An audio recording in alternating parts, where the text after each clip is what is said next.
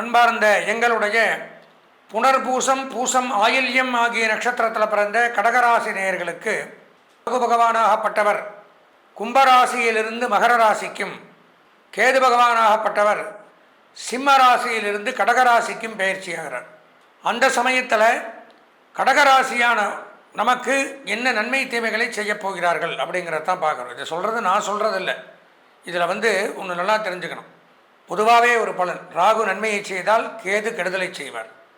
கேது நல்லது பண்ணால் ராகு கெட்டது பண்ணும். ஏதோ ஒன்று தான். சில பேருக்கு ரெண்டுமே கெடுதலும் பண்ணும்.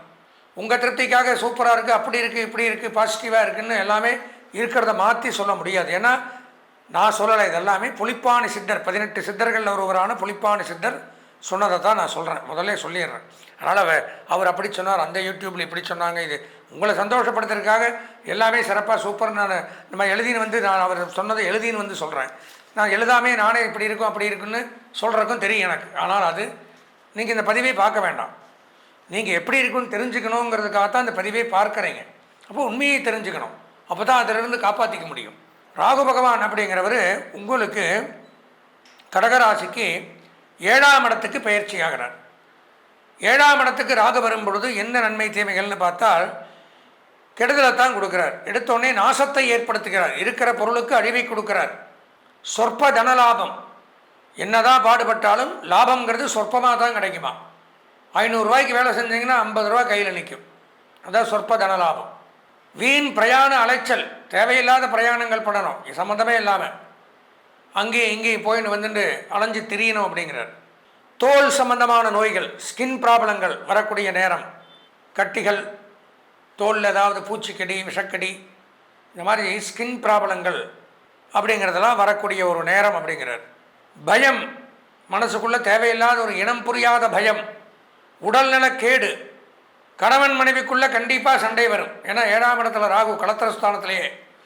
வீண் சந்தேகங்கள், விவாதங்கள், பிரச்சனைகள், கருத்து வேறுபாடுகள், பிரிவுகள் வரைக்கும் போகும். பெண்களுக்கு வயிறுகள் சம்பந்தமான தொல்லைகள், வயிறு உபாதைகள், கர்ப்பப்பை கோளாறு, மென்சஸ் கோளாறு, இந்த மாதிரி வயிறு சம்பந்தமான நோய்கள் வர்றதுக்கு வாய்ப்புண்டுங்கிறார். வீண் விரயம், குடும்ப அமைதி குறையும், வீணான சிந்தனைகளில் சிதறும். மனம் தேவையில்லாததெல்லாம் யோசிச்சு கற்பனை பண்ணி நம்மளை மனசை மனோரீதியான வியாதிகள், மனோபயம், மனப்பதட்டம், மனக்கலக்கம், மனசங்கடம், சைக்கார்டிக் ப்ராப்ளங்கள், இந்த மாதிரிலாம் வரக்கூடிய ஒரு நேரம் இந்த 1.5 வருஷத்துக்கு. உயர் அதிகாரிகளின் பகை ஏற்படும். மேலதிகாரிகள் இருந்தால் அவங்கள்ட்ட பகை உண்டாகுங்கிறது தான் இந்த ராகு பயிற்சியினுடைய பலன். கேது என்ன பண்ணுறாரு, உங்கள் ஜென்மத்துக்கே உங்கள் ராசிக்குள்ளேயே நுழையிறார். கேது எங்கிருந்து வர்றார், சிம்மத்திலிருந்து கடகத்தில் உட்கார்றாரு 1.5 வருஷத்துக்கு. அது நன்மையை தருமா? ஆரம்பத்தில் வறுமை துன்பம், எப்போன்னா பயிற்சியான ஆரம்பத்தில் அவரும் நன்மையை தரலை. அதிகப்படியான வறுமை துன்பங்கள் ஏற்படுது. கவலை நிலவும். குடும்பத்தில் ஒருவருக்கு நோய் விலகும் அல்லது விபத்து ஏற்படலாம். தொழிலில் மந்த நிலை ஏற்படுது. செய்கிற தொழிலில் மந்த நிலை. ஜென்ம இல்லை, ஏது வந்தாலும் கேது வரக்கூடாங்கிறது வாக்கியம். கேது உங்கள் ராசியிலே உட்கார்றாரு. உறவினர் பகை, சொந்த பந்தத்தோடு சண்டை, சச்சரவு, பிரச்சனை, கணவன் மனைவிக்குள்ள சண்டை, கருத்து வேறுபாடுகள், பிரிவு, நோய், இதை கொடுக்குறார். பொதுவாக இந்த ராகு கேது பயிற்சின்னு எடுத்துட்டால் கடகராசிக்கு நன்மை அப்படிங்கிறது துளி கூட இல்லை. அதே சமயம் ஏற்றுமதி இறக்குமதி தொழில் செய்யக்கூடியவர்கள், அந்நிய செலாவணி, பங்கு வர்த்தகம், ஷேர் மார்க்கெட்டிங், இந்த மாதிரி பண்ணக்கூடியவர்களுக்கு நன்மை அதிகரிக்குது. தாயார் வழி சொத்துக்கள் கிடைக்கலாம். தான தர்மங்கள், அன்னதானங்கள், பூஜைகள், யாகங்கள் மூலமாகத்தான் இந்த ராகு கேது பயிற்சி உங்களுக்கு நன்மையை தரும். ஏன்னு பார்த்தா ராகு 7ல் இருக்கார், கேது ஜென்மத்தில் உங்கள் கடகத்துக்கே வரார். இறை வழிபாடுகள், பூஜை புனஸ்காரங்கள், தான தர்மங்கள், அது போக முக்கியமாக சொந்த ஜாதகத்தை பார்க்கணும் கடகராசிக்காரங்க இந்த டைமில். ஏன்னா ராகுவும் சரியில்லை, கேதுவும் சரியில்லை. சொந்த ஜாதகத்தாச்சும் ஏதாவது ஒரு துளி நமக்கு அனுகிரகம் இருக்கா, தசாபுத்தி அனுகிரகம் இருக்கா அப்படிங்கிறத பார்க்கணும். வெளிநாடு போகலாம், அந்த நன்மைகள் இருக்குது. அதே சமயம் இந்த ஆன்மீக பணி, அறநிலையத்துறையில் பணியாற்றக்கூடியவர்கள், ஆலயங்கள் சம்பந்தமான தொழில், பூஜை பொருட்கள் வியாபாரம் பண்ணக்கூடியவர்கள், ஜோதிடம், அர்ச்சகர்கள், இந்த மாதிரி யாக உபகரணங்கள்லாம் வியாபாரங்கள் பண்ணக்கூடியவர்கள், இவங்களுக்கெல்லாம் நன்மை. இந்த மாதிரி இதுதான் நன்மை. மற்ற பொதுவான பலன்கள்னு பார்த்தால் கடகராசிக்கு நன்மைகள் அல்ல. 100க்கு ஒரு 20% நன்மைகள் இந்த ராகு கேது பயிற்சி. அதனால் உங்கள் சொந்த ஜாதகத்தை கண்டிப்பாக நீங்கள் பார்க்கணும். அதில் ஏதாவது தசாபுத்தி பலனோ ராகுகேது எங்கே இருக்குங்கிறத பார்க்கணும். அதை பார்த்து தெரிஞ்சுட்டு அதில் என்ன பரிகாரங்கள் வருதோ அதை நம்ம பண்ணி நிவர்த்தி பண்ணிட்டால் இந்த பிரச்சனைகள்லாம் இருந்து விடுபடலாம். இப்போ அதிர்ஷ்டமான வண்ணம் மஞ்சள், அனுகூலமான திசை கிழக்கு, அதிர்ஷ்டமான எண் 6, வணங்க வேண்டிய தெய்வம் பிரத்யங்கிரா காளி. பொதுவாக நான் முதல்ல சொல்கிற மாதிரி ஒவ்வொரு கிரகமும் பயிற்சி ஆகும். 9 கிரகமும் நமக்கெல்லாம் அப்படி சொந்த வீடு இருக்கோ, நவகிரகங்களுக்கு வீடுன்னு சொல்லக்கூடியது இந்த 12 ராசிகள். அந்த அவங்கவுங்க ராசியில் அவங்கவுங்க வீட்லேயே அந்த கிரகங்கள் இருக்குன்னு சொல்ல முடியாது. நாமெல்லாம் இப்படி அங்கேயும் இங்கேயும் போயிட்டு வந்துட்டே அப்படி ரவுண்டிங்லேயே இருக்கிற மாதிரி நம்ம ஆயுள் வரைக்கும் அந்த கிரகங்களும் ஒரு ராசியை விட்டு மற்றொரு ராசிக்கு போவதற்கு பெயர் பயிற்சி. அதில் ஒவ்வொரு கிரகத்திற்கும் கால அளவுகள் அப்படிங்கிறது உண்டு. எல்லாருக்கும் தெரியும். நான் ஒரு தடவை சொல்கிறேன். சூரியன் ஒரு மாதத்தில் ஒரு பயிற்சி, சந்திர பகவான் வெறும் 2 நாளில் பயிற்சி, செவ்வாய் புதன் சுக்கிரன் மினிமம் 1.5 மாதத்தில் பயிற்சி, அதிகப்படியாக இருக்கக்கூடியது சனி பகவான் 2.5 ஆண்டுகள், அதுக்கப்புறம் எடுத்துட்டா அதிகமாக இருக்கிறது இந்த ராகு கேது 1.5 வருஷம், அதுக்கப்புறம் குரு பகவான் 1 வருஷம். அப்போது இந்த 1.5 வருஷம் முடிஞ்சு ஒரு ராசியை விட்டு அடுத்த ராசிக்கு போகிறது அப்படிங்கிறது வழக்கம். ஆனால் இந்த ராகு கேது மட்டும் என்ன பண்ணுவாங்கன்னா அப்படியே ஆன்டி கிளாக் வைஸ் பின்னாடி பயிற்சி ஆவாங்க. 7ன்னா 8க்கு போக மாட்டாங்க, 7ன்னா 6க்கு வந்துடுவாங்க. அப்படியே ரிவேர்ஸில் வர்றது தான். அதனால தான் இந்த நவகிரகங்களை பிரதட்சணம் பண்ணி நமஸ்காரம் பண்ணும் பொழுது 7 பிரதட்சணங்கள் வளமாகவும் கடைசி 2 பிரதட்சணங்கள் வளம் இல்லாமல் அப்பிரதட்சிணம்னு சொல்லுவாங்க. ஆன்டி கிளாக் வைஸாக வரக்கூடியது இந்த ராகு கேதுகளுக்கு. அப்போ தான் அது அவங்களுக்கு பிரதட்சணத்தை குறிக்கும் அப்படின்னு. பொதுவாக இந்த ராகு கேது அப்படிங்கிறது முதல்ல நவகிரகத்திலேயே கிடையாது. பின்னாடி இந்த சிவபெருமான் பார்க்கடலை கிடைகிறாரு. எதுக்கு கிடைகிறார்? அதாவது மந்திரகிரி அப்படிங்கிற மலையை மற்ற மாதிரி திருப்பி கூர்மையாக வச்சுக்கிறார்.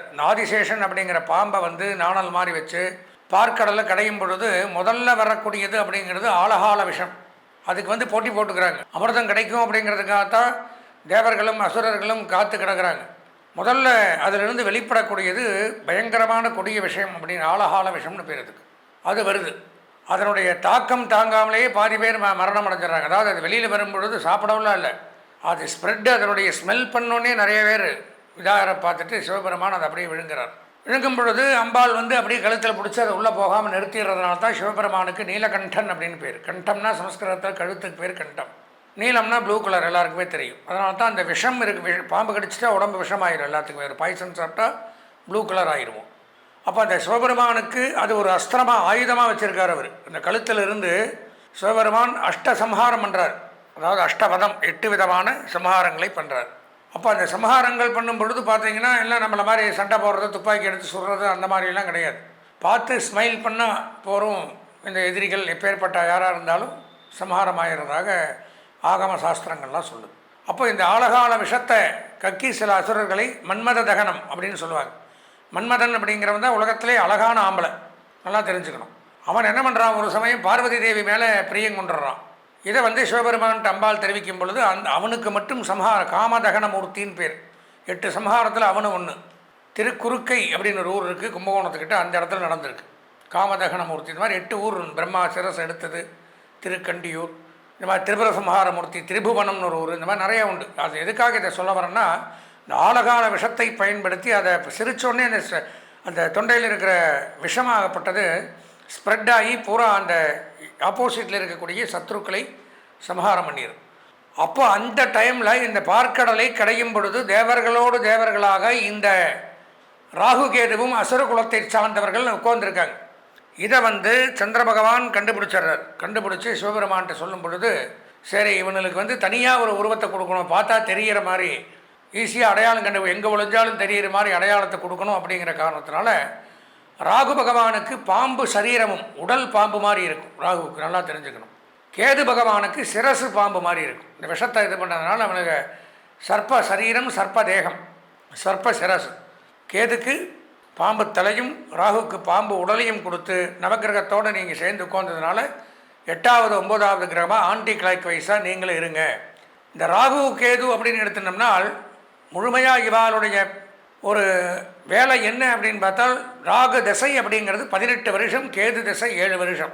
இவங்க 2 பேருமே நன்மைகளை செய்வார்களான்னு பார்த்தால், அதாவது 99% கெடுதல் தான், 1% நன்மை. ராகுவை போல் கொடுப்பார் இல்லை, கேதுவை போல் கெடுப்பார் இல்லைன்னு ஒரு வாக்கியம் உண்டு. ஏது திசை வந்தாலும் கேது திசை வரக்கூடாதுங்கிற வாக்கியம் உண்டு. ஒருத்தர் கேது திசை வந்துருச்சு, கேது புத்தி நடக்குது, கேது ஜாதகத்தில் சரியில்லைன்னா அவன் ரொம்ப எப்பேற்பட்ட ஆளாக இருந்தாலும் மரியாதை குறைவு, அவமானங்கள், அவன் பெரிய படிப்பாளியாக இருக்கட்டும், பெரிய பணக்காரனாக இருக்கட்டும், அப்படியே டவுன் ஆகி அந்த இடத்துல கீழே வந்துடுவோம். அதே மாதிரி ராகுவும் அப்படி தான். 18 வருஷத்தில் இந்த ராகு திசையில் கேது புத்தி நடக்கிறது, இந்த மாதிரி சில தசாபுத்திகள் காலகட்டத்தில் எல்லாம் பயங்கரமாக உடல்நலக் கோளாறுகள், அதே சமயம் அந்த கேன்சர் அந்த மாதிரி நோய்களை கொடுக்கறது, நரம்பு கோளாறுகள், இரத்த சம்பந்தமான நோய்களை கொடுக்கறது, இதெல்லாம் வந்து ராகுவனுடைய வேலை. அதே சமயம் கேது மோட்சத்தை கொடுக்கக்கூடியவர். கேது 12ஆம் இடத்துல ஒருத்தனுடைய கட்டத்தில் இருந்தால் மோட்சமும் கிடைக்கும். ஞானம், அறிவு, ஆன்மீக நாட்டங்கள், இறை வழிபாடு, இதுக்கெல்லாம் கேது அதிபதி. வெளிநாடு போகணும், அந்நிய தேசம், கடல் கடந்து பயணம் பண்ணணும்னா அதுக்கும் ராகு கேது தான். அப்போ சில நன்மைகளையும் தருவார்கள், சில கெடுதலையும், அதிக கெடுதல்களையும் சில நன்மைகளையும் தரக்கூடிய கிரகங்கள் தான் இந்த ராகு கேது. ஏன்னா சாயா கிரகம், நிழல் கிரகம். நான் சொன்ன மாதிரி தனக்குன்னு சொந்த வீடு கிடையாது. இப்போது மற்ற கிரகங்கள்லாம் எடுத்தோம்னா சொந்த வீடு உண்டு. வீடுன்னா என்ன? ராசி தான் வீடு. சூரியனுக்கு சிம்ம ராசி சொந்த வீடு, சந்திரனுக்கு கடக ராசி சொந்த வீடு, செவ்வாய்க்கு மேஷம் விருச்சிகம் சொந்த வீடு, புதனுக்கு மிதுனம் கன்னி சொந்த வீடு, சுக்கிரனுக்கு ரிஷபம் துலாம் சொந்த வீடு, சனிக்கு மகரம் கும்பம். முடிஞ்சு போச்சு. சூரியன் சந்திரன் ஒரு வீடு, மீதி இருக்கிற 5 கிரகத்துக்கு 2 வீடு, 2 10, 11 12 சரியாக போச்சு. இப்போ ராகுகேதுகளுக்கு வீடுன்னா இப்போ பெயர்ச்சியாகி எந்த வீட்டுக்கு வராங்களோ, எந்த ராசிக்கு பெயர்ச்சியாகி வராங்களோ அது அவங்களுக்கு சொந்த வீடாக விளங்குது. அப்பேற்பட்ட இந்த ராகுகேது பெயர்ச்சி அப்படிங்கிறது 1.5 ஆண்டுகள் கழித்து வருகின்ற மங்களகரமான பராபவ வருஷம் ஐப்பசி மாதம் 27ஆம் நாள் 31/11/2026 வர நவம்பர் மாதம் 31ஆம் தேதி வெள்ளிக்கிழமை அன்னைக்கு சாயந்தரம் 5 மணிக்கு 14 நிமிடத்திற்கு ராகு பகவான் கும்பராசியிலிருந்து மகர ராசிக்கும், அப்படி பேக் சைட், கேது பகவான் சிம்ம ராசியிலிருந்து கடகராசிக்கும் பயிற்சியாகிறார். அப்போது அந்த 1.5 வருஷத்திற்கு ராகுக்கு மகரம்தான் வீடு, கேதுக்கு கடகம்தான் வீடு. அப்போ அங்கே இருக்கிற தரவாயில் மற்ற 12 ராசிகளுக்குமே என்னென்ன நன்மை தீமைகளை பொதுவாக ஒன்று எடுத்துக்கணும். ஜோதிட சாஸ்திர பிரகாரம் ராகு நன்மையை செய்தால் கேது கெடுதலை செய்வார், கேது நன்மையை செய்தால் ராகு கெடுதலை செய்வார். ஒன்று ஆப்போசிட், ஒன்று ப்ளஸ், அப்படி தான் இருக்கும். இப்போது இந்த 2026 பயிற்சி ஆச்சுன்னா மறுபடியும் 2028 தான் வரும். அப்பேற்பட்ட இந்த பயிற்சியின் மூலமாக என்னென்ன ராசிகள் எப்படி இருக்கணும், என்ன நன்மைகள் செய்யணும். இது போக ஏன் இதை சொல்கிறேன்னா, இந்த ராகு கேது பயிற்சியில் ஒன்று நல்லது, ஒன்று கெட்டது. கண்டிப்பாக இப்போ கெட்டது பண்ணுச்சுன்னா நல்லதை அடக்கிடும். எப்போவுமே கெட்டவனுக்கு தான் பலம் ஜாஸ்தி. கெட்டவன் சீக்கிரம் ஒரு காரியத்தை முடித்தவன், நல்லவன் எல்லாம் முடிஞ்சதுக்கப்புறம் லேட்டாக தான் வருவான். புரிஞ்சுக்குங்க. அப்போ நம்ம சொந்த ஜாதகத்தில் ராகு கேது எப்படி இருக்குது அப்படிங்கிறத முதல்ல தெரிஞ்சுக்கணும். அதில் அனுகூலம் இல்லைன்னால் இதில் நல்லது பண்ணாலும் அங்கே எடுபடாது. பாத்திரம் அறிந்து பிச்சை போடுங்கிறான். பிச்சை போட்டால் அந்த பாத்திரம் ஓட்டையாக இல்லாமல் இருந்தால் தானே போட முடியும். உங்கள் ஜாதகத்தில் ராகுவும் கேது வீக்கு, இங்கே சூப்பராக இருக்குன்னா அங்கே ஒன்றும் பிரயோஜனமே இல்லை, டம்மி. அப்போது இந்த ராகுகேது பெயர்ச்சி பொதுவான பலன்கள் 12 ராசிகளுக்கும் ஒரு புறம் இருந்தாலும் நம்மளுடைய சொந்த ஜாதகத்தில் இந்த ராகுகேது 1.5 வருஷத்துக்கு அனுகூலமாக இருக்கா, ராகு திசை நடக்குதா, கேது திசை நடக்குதா, கேது திசையில் ராகு புத்தி நடக்குதா, ராகு திசையில் கேது புத்தி நடக்குதா, இதெல்லாம் தெரியுமா? இப்படி எல்லாம் ஒரு கணக்குகள் உண்டு. இதில் ஏதாவது பிரச்சனைகளோ இருந்தால் சொந்த ஜாதகத்தில் ராகு இருக்கக்கூடாத இடத்துலையும் கேது இருக்கக்கூடாத இடத்துலையும் இருந்தாலும் பல தொல்லைகளை அனுபவிக்கிறேன். ஏன்னா நான் முதல்ல சொன்ன மற்ற 7 கிரகங்கள் மாதிரி இவங்க 2 பேரும் கிடையாது. இவங்க 2 பேரும் பயங்கரமாக ஒரு கெடுதலை பண்ணக்கூடிய கிரகங்கள் தான். நான் முதல்ல எடுத்துக்கணும். ஏன்னா 2 பேரும் விஷம், பாம்பு. ராகு காலங்கிற அந்த டைமில் என்ன நல்லது பண்ணுறீங்க? 9 10 ராகு காலம், 10 12 யமகண்டம். யமகண்டம் கேது குறிக்குது, ராகு காலம் ராகு குறிக்குது. அப்போ எதுவுமே பண்ணுறதில்ல. அப்போ 2 பேருமே நல்லது பண்ண மாட்டாங்க. பண்ணாத காலத்தில் இதில் நன்மை பண்ணினாலும் நம்ம சொந்த ஜாதகத்தில் நன்மை பண்ணக்கூடிய இடத்துல அந்த கிரகங்கள் இருக்காங்கிறத தெரிஞ்சுக்கணும். அதற்கு நம்ம சொந்த ஜாதகத்தை கண்டிப்பாக இந்த பலரை கேட்டுட்டு ஒரு முறை சொந்த ஜாதகத்தை நீங்கள் பார்க்கணும்.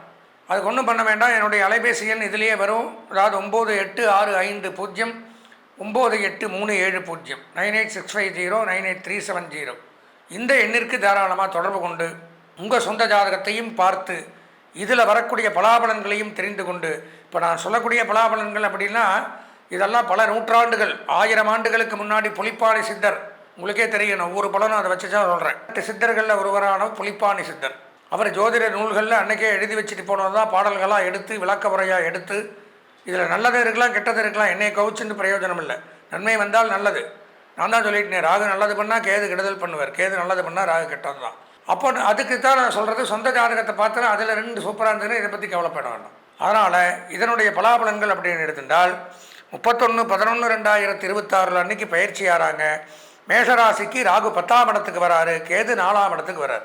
ரிஷபராசிக்கு ராகு 9ஆம் இடத்திற்கும் கேது 3ஆம் இடத்திற்கும் வர்றார். மிதுன ராசிக்கு ராகு 8ஆம் இடத்திற்கு வர்றார், கேது 2ஆம் இடத்திற்கு வர்றார்.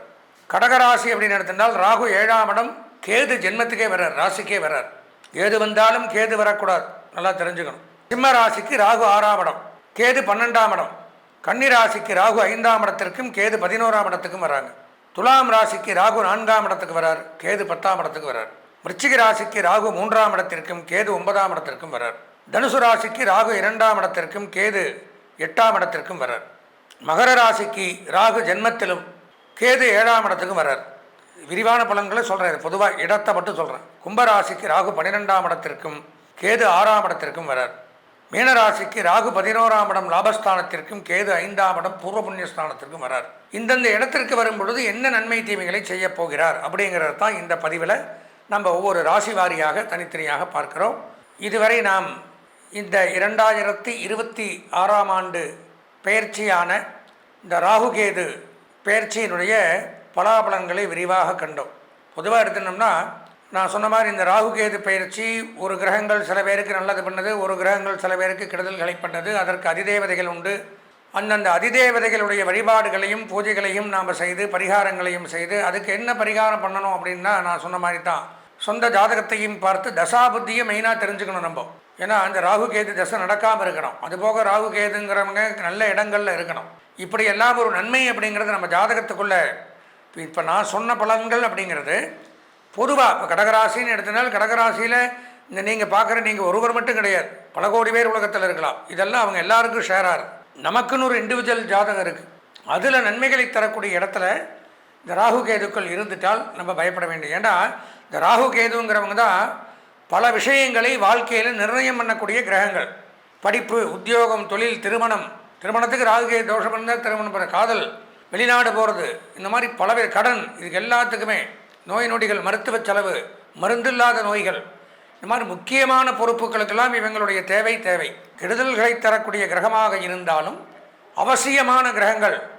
அப்போ நாம் என்ன பண்ணணும் அப்படின்னா இந்த பலன்களை கேட்டும் உடனே நம்மளுடைய சொந்த ஜாதகத்தை பார்த்தும் ஏதாவது இந்த 1.5 வருஷத்துக்கு நமக்கு இடையூறுகள் ஏற்படக்கூடிய தருணங்கள் இருப்பின் அதற்குண்டான பரிகாரங்களை செய்து நிவர்த்தி பண்ணி கொண்டால் இந்த ராகுகேது பெயர்ச்சி நமக்கு நன்மையை தரும், கெடுதல்களை தராது என்பதை கூறி இந்த பதிவை கேட்ட அனைவருக்கும் நன்றியை தெரிவித்து விடைபெறுகின்றேன்.